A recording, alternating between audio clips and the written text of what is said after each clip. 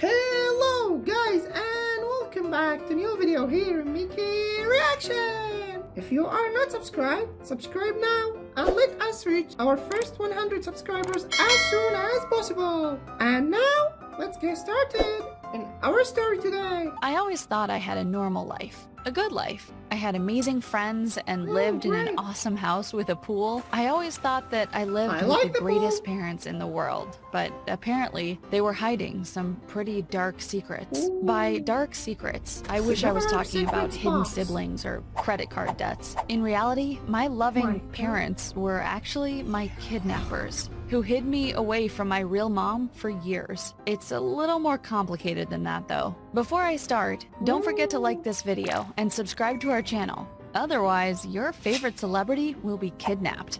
Maybe if someone subscribed to this channel a little sooner, I wouldn't be in this mess. I don't remember too much from when I was really young, except that we moved around a lot. My first memories started when I was around 3 or 4, and I just remember moving to a new house every few months. Our moves were always sudden, and sometimes I would have to leave right in the middle of something. I always thought it was perfectly normal, but in retrospect, it was all a little weird. I remember this one time in particular very vividly.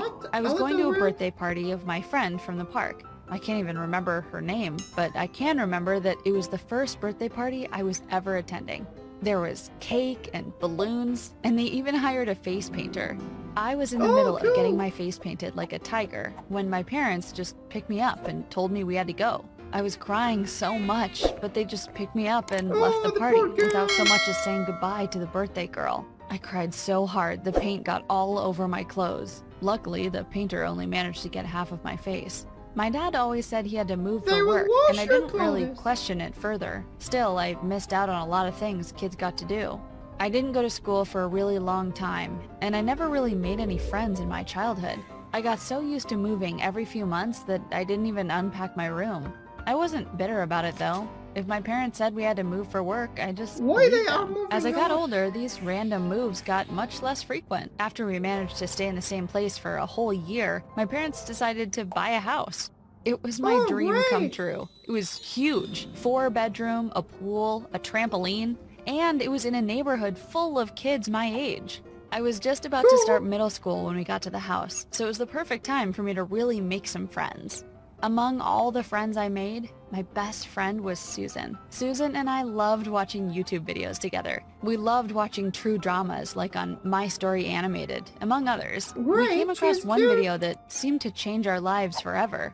Our favorite channel had posted a video about a girl who went missing over 10 years ago. One day, a 2-year-old had been playing out in the garden when she just completely vanished. The story was so eerie and a little sad. A woman had just lost her husband in an accident. Her daughter was all she had, and then she vanished from her life without a trace when she was playing in her own backyard. Officers made this a cold case years ago, but the mom was still looking. She made billboards and traveled. Let me guess, is this girl the hero of this story? Around, never giving up hope. The video transitioned to a slide showing a photo of the girl when she was taken, and a Photoshop picture of what she would look like now. Susan immediately paused the video. "Carly, that looks just like you." "Yeah, what are the odds?" I tried to laugh off. "Pretty slim," she said. She was right. That girl in that photo was undeniably me. We spent the next few hours looking up more about this story. It turned out she disappeared on my birthday, was the same age as me, and even had the same birthmark. When it was time to eat dinner with my parents, Susan and I were uncharacteristically quiet. "So, girls, what have you been up to all day?" my mom asked. "Nothing." She asked why we were acting so weird, and we just told her, "Don't worry, they were watching YouTube videos."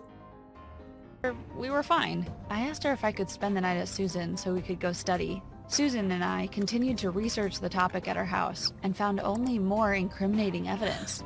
We didn't know what we should do, so we asked Susan's older brother for some advice. At first, he thought we were being crazy, but when he read into it, he said we needed to do something. He was going to make a call to some of his cop friends and get more information on this missing girl. Months had passed, and I started forgetting all about the searches. Maybe it was because I was getting so invested in high school, but part of me just didn't want it to be true.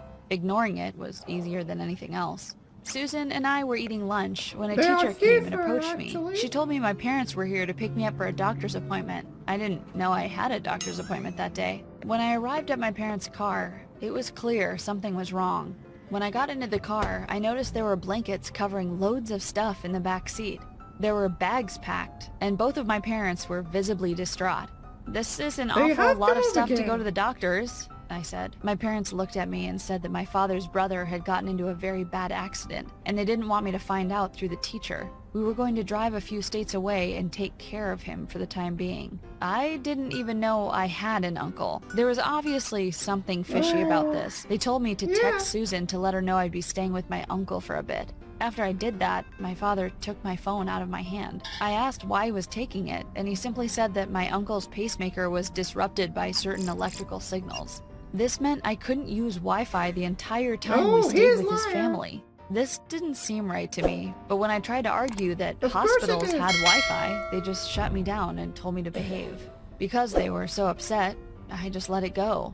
I assumed we would only be gone for a couple of days, but days dragged on into weeks. Even if I had my phone on me, I doubt it would work. We were in the middle of nowhere. My uncle was virtually a zombie. He stayed in bed, surrounded by lots of beeping machines. My parents left for work religiously every day, and I was forced to wander this cabin alone most of the days. It seemed weird how my parents would just remove me from school and cut off my contact with everyone. When they were gone, I searched the house for my cell phone or a computer. I couldn't even find a landline. I was a prisoner here. One day, when I was exploring, I found a secret door under one of the carpets in my parents' bedroom. I found a secret room, and my heart sank when I saw what was inside. There was a landline, a PC, a whole bunch of cell phones, and a full box of old ID cards. That wasn't the weirdest part though. All over the room there were newspaper clippings about the very kidnapping that Susan and I had seen. The most recent date of the paper was only from a couple weeks ago. The title read, "New tips on a missing persons case brings us one step closer to bringing a missing girl home."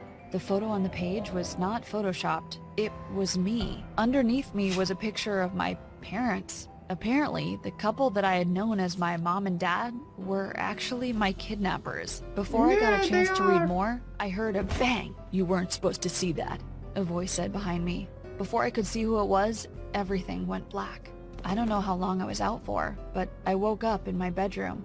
I tried to leave, but I was locked inside. I cried and banged while my kidnappers showed up at the door. I screamed at them for lying to me my whole life. All the moving and mystery, it suddenly made sense. They didn't just steal me from my mother, they stole my childhood from me. They seemed genuinely hurt by my harsh words. They tried to tell me how they weren't able to have a baby. They were actually very close friends of my birth parents. Right before my birth father had his accident, he told them that he was afraid of my birth mother. He claimed that she had been acting very suspicious and he feared for his life. She was very mentally ill and he didn't think it was safe for me to stay with her. The day where he was supposedly going to give her divorce papers and take me away, he mysteriously had an accident. "We didn't have any other choice," the woman I thought was my mother said. "We promised your birth father that we would protect you at any costs." She was a very dangerous woman who had a lot of connections with law enforcement. Her whole family was made up of cops. They would never go against her. My parents feared a court case may push her to hurt me, so they kidnapped me and gave up their lives to try to give me the closest thing to a childhood I could have. They promised to be more open with me, but some things they kept from me to keep me safe. Now, it all made so much sense. I started to cry and promised to do as they said so we could keep our little family together. After a few months, I got used to our quiet life together. I cut my hair and used a new name, but I still tried to preserve parts of the old me. Even though my parents specifically asked me not to talk to Susan, I followed her very popular Instagram and YouTube channels. She had so many followers and her content was amazing. One day, I reached out to her. I used a pen name, but I couldn't just not talk to my best friend. To her, I was just a stranger, telling her how awesome her latest video was. At first, I thought Susan was going to ignore me, but eventually we started talking like the good old days. After a while, I got comfortable and let my guard down. I forgot that I wasn't supposed to be talking to her. In her latest post about a soda drinking challenge, I asked if she remembered the time I spilled grape soda all over my white dress in the cafeteria.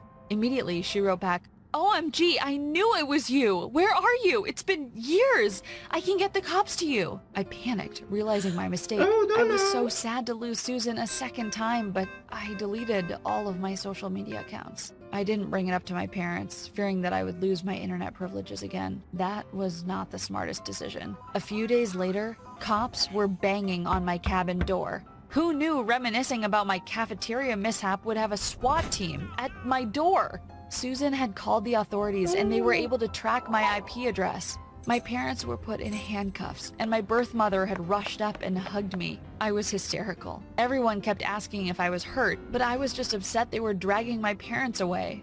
My birth mother was hugging me and saying how long and hard she had looked for me. She turned to my parents and yelled at them about how horrible they were for robbing her of her motherhood so soon after her husband's death. Her anger soon turned into fear when they shouted back that her husband had never died. That's just what she wanted people to think. When the cops asked what they meant, they told them to check out the second bedroom in the back. My uncle's bedroom. My birth mother tried to run away, but the cops stopped her. Apparently, my sick uncle had actually been my father all along. After he asked my birth mother for divorce papers, she staged his death. But my kidnappers had actually saved him and had hired people to care for him for years. They decided on the last move that we should all move in to take care of him and that they would explain everything about my past when I was old enough. Your father was a great man. Our best friend, they said. Despite whether or not they did the right thing, my parents were arrested for kidnapping on the spot. Because of the discovery of my birth father, who was reported dead, my birth mother was brought in for questioning and later charged with attempted murder. When the cops asked if I had anywhere I could go, I decided to give Susan a call. She was so happy to see me. So much had changed, but we were able to go back to our friendship as though it was normal. We are currently working on an indie documentary about my life and are both in film school together. I still visit my parents in prison from time to time, and my birth father in the hospital, but he's not getting any better. I've seen my birth mother a couple of times since everything happened, but I don't know if I'll ever be able to have a relationship with her. Alright guys, don't forget to subscribe and like this video. Thank you for watching. Bye bye.